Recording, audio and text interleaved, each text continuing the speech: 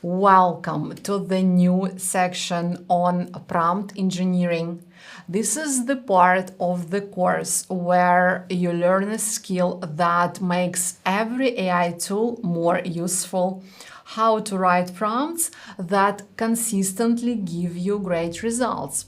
We will start with the definitions, what a prompt is, what prompting means, and how prompt engineering fits into the bigger picture. Then we will look at two modes: personal prompting in chat and production prompting when you design prompts to be reused. After that, I'll walk you through a simple prompting formula you can use for almost anything. We will also practice iterative prompting, how to build on earlier responses and improve the output step by step.